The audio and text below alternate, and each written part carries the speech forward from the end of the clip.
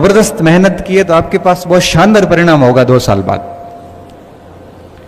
अगर आप मेहनत के नाम पे, केवल पढ़ाई के नाम पे अगर ढोंग कर रहे हैं तो रिजल्ट कभी नहीं मिलेगा, भले आप 20 साल किताब में लेके बैठे रहो। पढ़ाई न्याय करती है।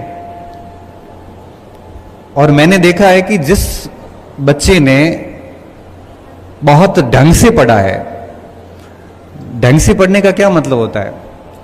ढंग से पढ़ने का मतलब होता है कि ऐसा स्टूडेंट जिसने पूरी दुनियादारी से खुद को अलग कर लिया है, जिसको लगा है कि अपनी मुक्ति केवल इन पुस्तकों में ही संभव है, जिसने अपने पुस्तकों को, अपनी अध्ययन सामग्री को अपना जीवन मान लिया है, जिसकी अपनी पुस्तकों के अलावा बाहरी कोई बहुत बड़ी दुनिया नहीं है, जो अपने लक्ष्य को लेके बहुत गंभीर है, जिसको लगता है कि मेरे परिवार का उत्थान मेरे से ही होगा और ये मैं ही कर सकता हूं। ये बड़े सीरियस स्टूडेंट होते हैं, ये बड़े गंभीर विद्यार्थी होते हैं। और ऐसे विद्यार्थियों को मैंने कभी भी असफल होते हुए नहीं देखा। जिसने खुद को 3 साल का समय दिया है, कहते हैं कि कोई भी बिजनेस हो या कोई भी लक्ष्य हो, निरंतर 1000 दिन का समय मांगता है। 1000 दिन का टाइम मांगता है कोई भी टारगेट अचीव करने का। ये बड़ा सिंपल सा नियम है।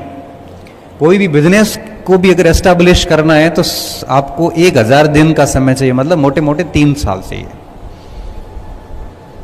अगर किसी व्यक्ति को कोई अधिकारी बनना, आईएएस बनना है, आरएएस बनना है या फिर प्रोफेसर बनना है, 3 साल शिद्दत से मेहनत चाहिए। अगर वो कर ली गई तो आगे का शेष जीवन जितना भी है वो बड़ा सम्मानजनक जीवन होता है। बात नौकरी की नहीं है, हर फील्ड की है। क्योंकि देखो, नौकरी तो 2% लोग लगते हैं और मैं सरकारी नौकरी को कोई बहुत बड़ा अचीवमेंट मानता भी नहीं हूं। सरकारी नौकरी लगना सभी दुखों का समापन है, ये बहुत गलत धारणा है। सरकारी नौकरी केवल एक जीविका निर्वाह का साधन है, इससे अधिक कुछ नहीं है। सम्मान देगी, सब दे देगी, परंतु सरकारी नौकरी सब कुछ नहीं है। बिजनेस, अपना खुद का काम धंधा करके भी व्यक्ति सरकारी नौकरी से ज्यादा अच्छा कमाता भी और ज्यादा अच्छा जीवन भी जीता है। और मैं तो मेरे स्टूडेंट्स को भी कहता हूं, सर, कि 3 साल बढ़िया मेहनत कर लो, कहीं होता है तो ठीक बात है, नहीं होता है तो एक आधा और अटेम्प्ट लो, और नहीं तो अपना काम धंधा शुरू करो। एटलीस्ट आपकी जवानी खराब तो नहीं हो। और 3 साल किसी ने ढंग की मेहनत की है, वो बच्चा फेल हो नहीं सकता। मैं ये स्टंप पे लिख के दे सकता हूं।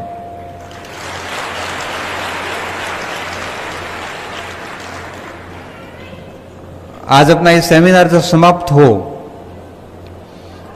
उसके बाद आप काउंट करके 1000 दिन काउंट कर लेना कि आज के 1000 दिन बाद कौन सी डेट आ रही है, और उस दिन तक आप निरंतर पढ़ लेना।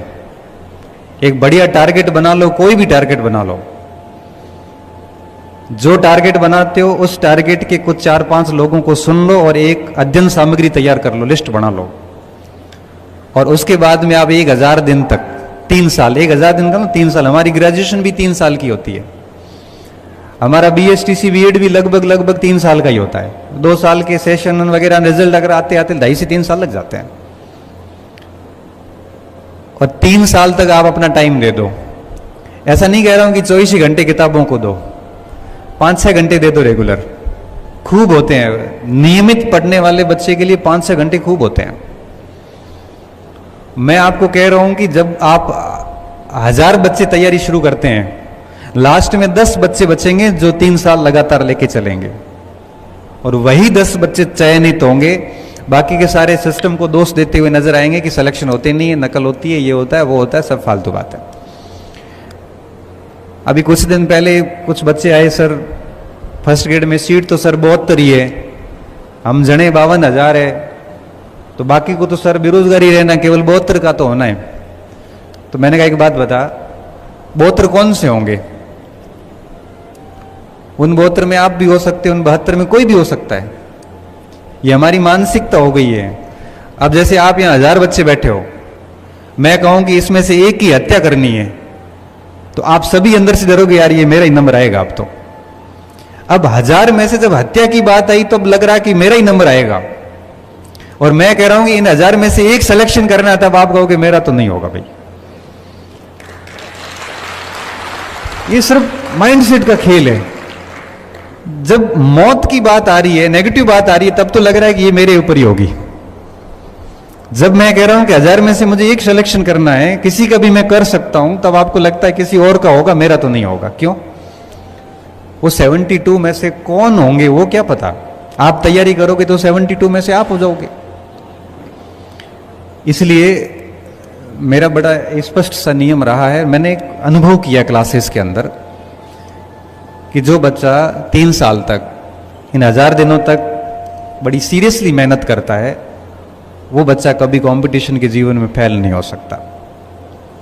तो आज के इस सेमिनार की पहली बात जो मैं आपको सिखाना चाह रहा हूं, आपका आना तभी सफल है और मेरा इतना दूर से आना तभी सफल है जब मेरी कोई एक आधी बात आप जीवन में लागू करके जाओ।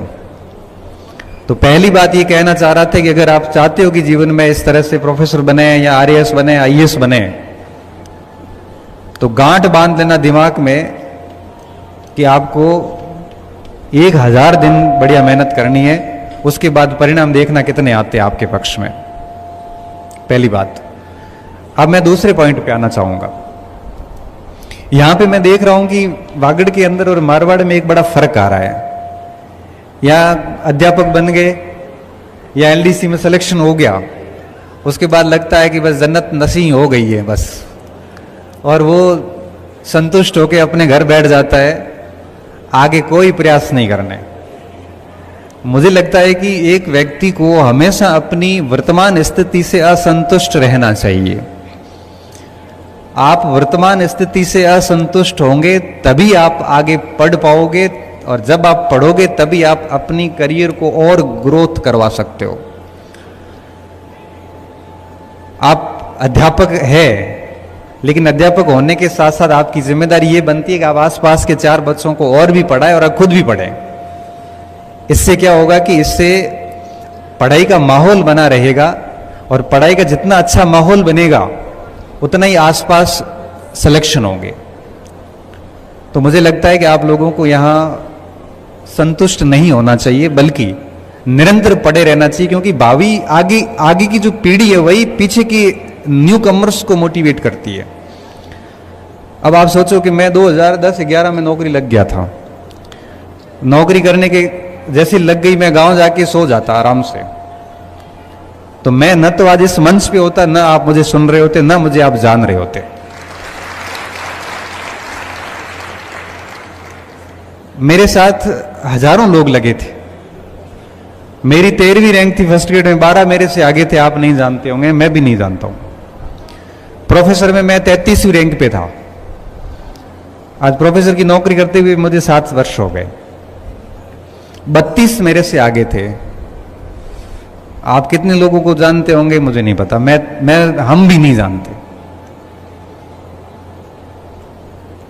हमने नौकरी के बाद में भी अपने एफर्ट्स जारी रखे हैं।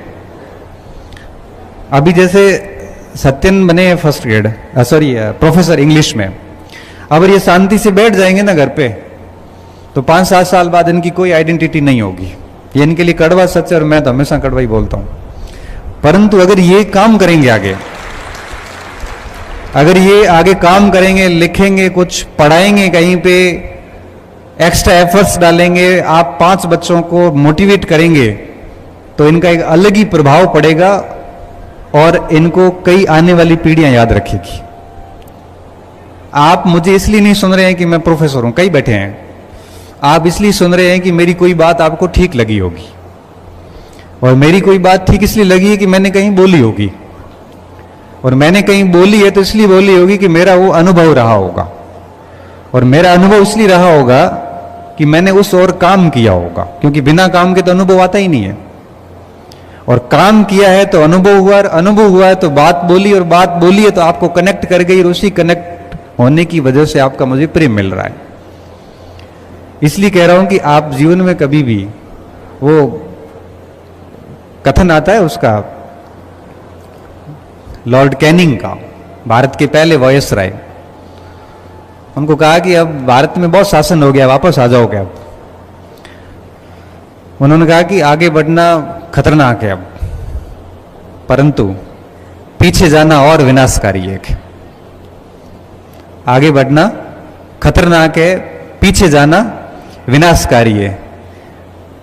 इसका मतलब यह है कि पीछे तो नहीं जाएंगे, अब बढ़ेंगे तो अब आगे बढ़ेंगे। खतरनाक जरूर है, लेकिन गति अब सस्टेन रहेगी, आगे बढ़ेंगे।